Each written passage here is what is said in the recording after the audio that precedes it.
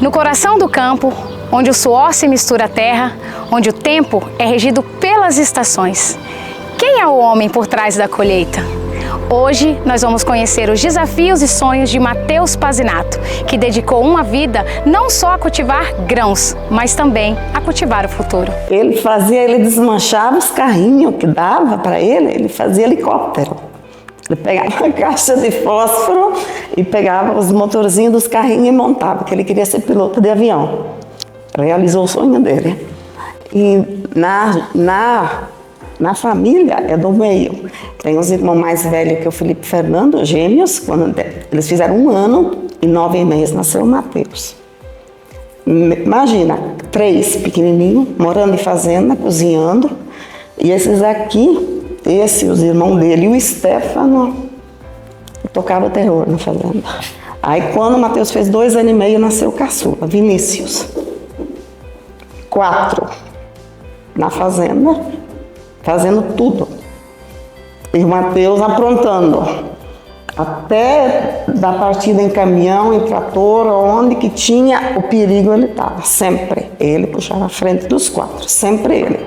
Um dia ele falou, acho que não vou ser nada na vida, porque ninguém me dá valor, ninguém me bola, só me batem, só me espremem. Eu vou ser um nada na vida, não vou estudar. Até a 4ª série foi uma beleza. Da 4ª para frente, sempre empurrando. Foi para o colégio agrícola, lá foi expulso. Foi para as escolas, ninguém mais queria aceitar ele, porque ele era terrível. De fazer bolinha de papel higiênico e pegar um elástico. Um elastiquinho do dinheiro na cara dos professores. Eu fui chamada alguma vez para a escola. Aí depois ele alinhou. Aí entrou a Adriana na vida dele, acho que ela ajudou a dar uma freadinha nele. Porque não era fácil, com 4 e um puxando na frente. E o prazer deles era a lama. Infecção de ouvido e aquela lama, aquilo lá, e de preferência só de cueca, ou até pelado, sabe? Eles eram terríveis. Mas hoje eu me orgulho dele. Sem mentira, porque ele falou, não vai ser sem ninguém. Porque ninguém me dá uma oportunidade. Eu tenho que fazer tudo. Aí, um tempo, quando ele tinha a idade dos 9, 10 anos, eu colocava, ele precisava fazer o serviço. Um lava o banheiro, outro.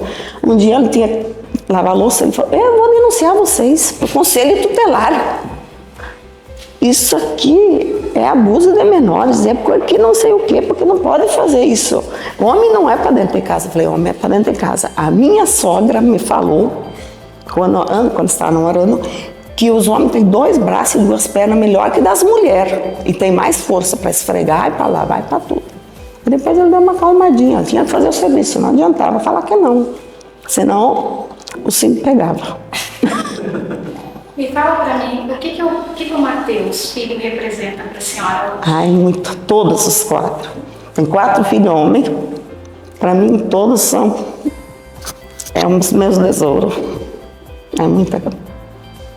Eu penso assim, nossa, superei. Porque 4 pequenininhos, ele ficava 20 dias aqui, eu não sabia onde que ele estava. Não tinha telefone, não tinha comunicação, não tinha estrada, não tinha nada. E eu com os 4, e peão dentro de casa e tudo. Não foi fácil, mas graças a Deus, vencemos. Não, quando nós começamos, eu e ela, a gente veio do sul, começou a trabalhar, época não tinha armazéns na região, 1ª, 2ª, 3ª safra. Ela com 2, 3 crianças nos primeiros 5 anos fazia comida até para 25 pessoas, com uma funcionária só dentro de casa. E nós lá. Depois deu certo para mudar para cá e compramos essas fazendas aqui. Ela e o irmão dela, que nem ela falou que ficava 20 dias sem se encontrar, sem ver, muitas vezes sem falar. Aí a gente resolveu fazer o quê? Montamos um projeto de que nós vamos trabalhar até o dia que casa o último filho e depois vamos dividir proporcionalmente o serviço, cada um vai cuidar uma fazenda. Aí o trabalho era demais naquela época, apresentaram para nós a escola agrícola da Jato, do seu Nishimura, lá de Pompeia, São Paulo. Foi primeiro para lá o Felipe, depois foi o Fernando, depois foi ele e por último foi ele. Os 4 passaram para a escola agrícola. Daí o pessoal falava, você vai botar isso aí no exército? Eu digo, não, eles têm que aprender a ser gente lá. E lá tinha que trabalhar. Seu Nishimura, que era o dono daquilo lá, que todo mundo sabe da história do Nishimura, eu ia lá, sentava cada 2, 3 meses, sentava com ele 1 hora, meia hora, chegava mais cedo e ele contava a história dele, né? E daí ele falava, todo mundo tem que botar os filhos trabalhar honestamente, porque a história dele foi uma, a nossa foi mais fácil, a deles não foi fácil, porque hoje o do povo de hoje é muito fácil. Então a gente resolveu passar para os filhos e nós vamos administrar de longe. Vem aqui, faz cuca, faz salame, faz maionese para os funcionários, agrada todo mundo, todas as fazendas. Cada fazenda tem um retiro para ir pescar, na cada região, né? Então a gente vai vivendo a vida assim, acompanhando, procurando quando acontece alguma coisa errada, corrigir em tempo, não deixar fazer muita dívida, porque a coisa não está fácil para ninguém. As crises chegaram 4 vezes para nós, essa é a pior das crises que tem. E tem que prestar muita atenção, tudo passa. Só que essa crise, que a gente fala crise agrícola, hoje a crise é familiar, é crise política, é crise em tudo. Na época era crise agrícola, difícil os preços. Mas agora em tudo que é setor, quando você analisa alguma coisa, é uma crise e ela está difícil para ser resolvida, né? Então a gente vai aprendendo sem estudar, porque eu saí da escola na 4ª série, rodei com 62 faltas porque tinha que trabalhar. E a gente foi trabalhando assim, cada dia lutando por uma coisa, eu por outra, e veio trabalhando e lutando desse jeito e procurar fazer as coisas honestamente. A coisa mais importante que existe é isso aí. Beleza? Qual é a sua melhor lembrança aqui nessa fazenda? A melhor lembrança que eu tenho aqui é quando a gente era criança, né? Meu pai, quando eles compraram aqui na época de 91, 92, tinha um tio meu que trabalhava aqui na época da abertura disso aqui tudo, né?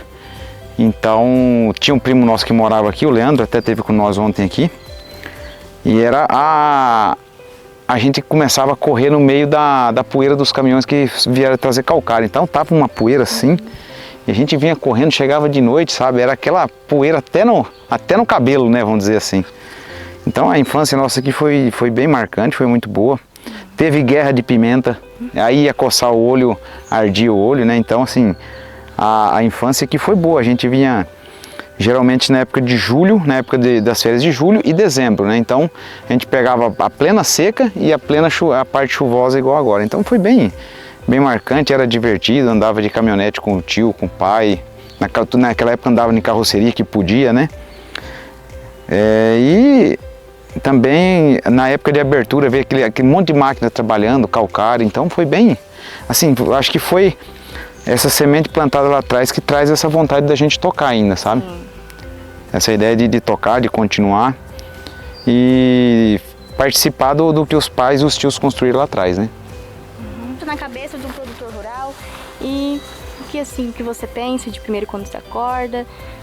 Eu acho assim, tentar buscar o que foi feito, o que foi determinado fazer no dia anterior, chamar, hoje é mais fácil a comunicação, você chama via rádio, via WhatsApp, uma ligação, ver com a parte da execução da fazenda, se conseguir executar todas as tarefas que foi para o dia anterior, e devido ao clima, né, se deixou fazer as aplicações pulverizador, se deixou fazer algum outro serviço de campo, até mesmo arrumar uma estrada, dessecar mato em beira de sede, né? E naquele dia, naquele momento que você recebe esse retorno do trabalho deles, ver o que a gente teria de tempo, o que pode fazer para hoje e para amanhã, né? Então, assim, tentar sentar, alinhar o dia de ontem, ver o que ficou e tentar alinhar para frente. Então, acho assim que a programação, o planejamento, eu tento fazer com o Martin e com o Fábio, em cima do que eles conseguiram executar no dia anterior e o que eles têm para terminar, né? Então, eu acho assim que a comunicação tem que ser rápida e aberta, entendendo a necessidade e o posicionamento deles naquele dia, né? Então eu penso assim, então tem dado certo e eu não tentar atropelar o serviço deles, né? Sempre com um diálogo bem claro, bem aberto, porque a parte operacional de campo, muitas vezes o clima não deixa a gente executar no momento certo, sabe? Então é difícil, né? Porque tem tantos atributos bons, assim, tantos adjetivos que a gente pode colocar, mas eu vejo assim que seria prosperidade, né?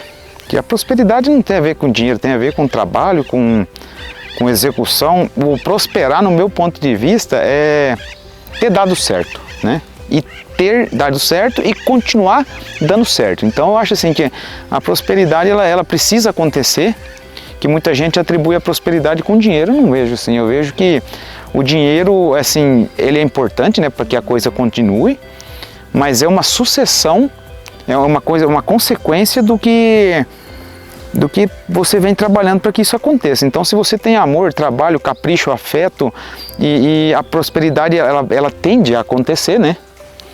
E ao mesmo tempo, fazendo um planejamento bem feito da parte econômica do negócio, o dinheiro é uma coisa que sobra, né? Se você não fizer bem feito um planejamento, o dinheiro não te sobra. Então, a prosperidade, eu vejo assim que ela é o fruto do trabalho, não meu, mas de quem plantou lá atrás aquela semente e falou assim, isso aqui tinha que dar certo, né? Então eu acho assim que a prosperidade ela é uma palavra boa para esse momento, né? Você olhando assim, tudo que você construiu até hoje, né? Você imaginaria chegar aonde você chegou? Não, porque assim a construção ela é todo dia, né? A construção é feita todo dia, desde um alojamento, um refeitório, uma casa, um armazém, alguma coisa assim. É uma coisa que você vem fazendo todo dia, então a construção ela é incessante, todo dia vai ter a construção, vai ter o estresse com a construtora, vai ter o estresse financeiro, isso é natural da operação agrícola. E chegar onde chegou, ela vem em cima de um trabalho feito com equipe, né? Eu acho assim que sem equipe a gente não chegaria nesse lugar. Então, o diálogo com a equipe, o anseio da equipe participar no caso do GETAP, eu vejo assim que o mérito é muito mais deles desse concurso do GETAP do que meu, porque talvez eu não teria nem tempo para ir correr, fazer inscrição e dar um foco naquele momento para aquele milho, que foi o que aconteceu em janeiro até julho de 2025, o foco é deles. Eles falaram, vamos participar, eles me puxaram. Eu falei, então vamos, vocês estão afim? Vamos lá e vamos buscar as condições possíveis, o que der para comprar de adubo, semente, micronutriente, aminoácidos e assim por diante, calcário, óleo diesel para preparar esse chão, né? E até plantas de cobertura. Então é uma coisa que a gente vem construindo. Então quando deu oportunidade, eles me chamaram, vamos participar? Eu falei, vamos, se vocês estão afim, eu sou parceiro também, né? Então acho que essa ligação é bastante importante, né?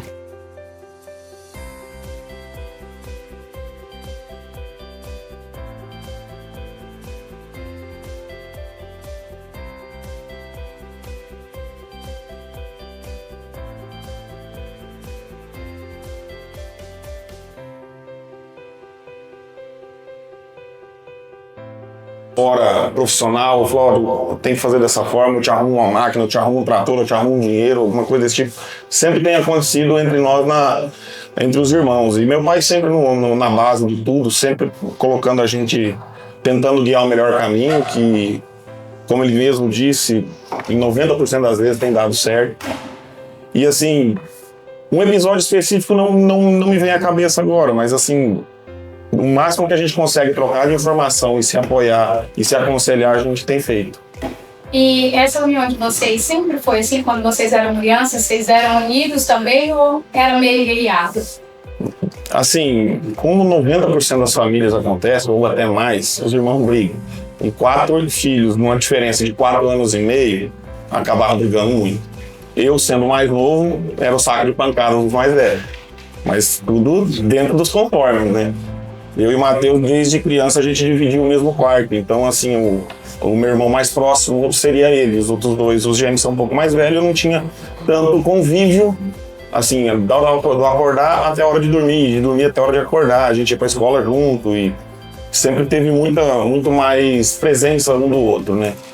Então, briga sempre teve, mas assim, a gente sempre se defendeu uns aos outros, a gente sempre foi companheiro. E como minha mãe falou, tinha um que puxava a fila, mas todo mundo ia para a mesma bagunça, todo mundo ia para o mesmo pra mesma brincadeira, a gente se incluía, assim, sabe? Então, no final das contas, eu vejo como muito... Uns irmãos que se dão muito bem, que se ajudam, que se apoiam, que conversam bastante, a gente vai pescar todo mundo junto. E isso é prazeroso. Como você disse que você era mais próximo do Matheus, ali, até por questão de idade, eu queria que você falasse para mim, assim, de forma resumida, o que o Matheus representa para você? Olha, para mim, por conta de tanto convívio e depois cada um foi seguir um rumo, eu tenho muito orgulho de ver o que ele construiu aqui, o que ele tem feito na gestão da propriedade, na gestão de pessoas, quem ele coloca perto dele, quem ele tira de perto dele, quem faz convívio com ele. E as pessoas às quais ele me apresentou aqui, eu vejo que são pessoas muito de bem, muito corretas com as coisas e aí para mim é orgulho. Eu tenho, assim, eu sou muito satisfeito e as postagens do Getap agora, tudo que aconteceu, eu tenho repostado para todo mundo, porque para mim é um orgulho, sabe? Ver que o meu irmão construiu esse império, não estou falando só de financeiro, é um império humano, um império de grandes resultados e uma família muito bonita que ele tem. Uma coisa que foi muito legal, a gente foi pra praia, agora a gente ficou pulando onda, né? Ele deixou a gente dar mortal, ele segurou a gente e também é bem legal pescar. Eu me inspiro muito nele, ele tem muita coragem, muita força e ele é muito corajoso também.